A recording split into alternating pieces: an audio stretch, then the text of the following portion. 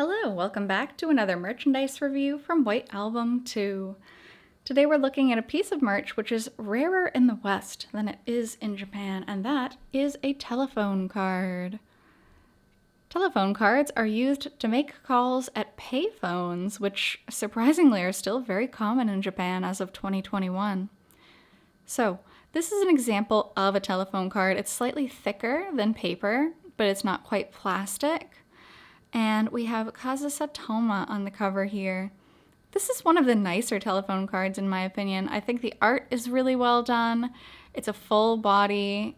There's no blur on it whatsoever. It's just really nice. And this, if we look closely, the font is super small, but this is from the introductory chapter. So this is one of the older telephone cards released. It does say not for sale down in the bottom left corner there, and that is because a lot of these cards end up on the secondhand market illegally. They are altered phone cards, so if you try to use it in a phone machine, it may work, but it's not legal. You could get in trouble, so do be careful. Always get your phone cards, if you intend to use them, get them from a good source. Now, looking back to the technical side of the card, we have the magnetic strip along this side, and that is what goes into the payphone. They all have card slots here in Japan, and the top numbers represent how many calls you have remaining on the phone card. So as you can see, this one has 50. It has not been punched. It is an unused phone card, which collectors often seek it out that way because they don't want a bunch of holes in their card.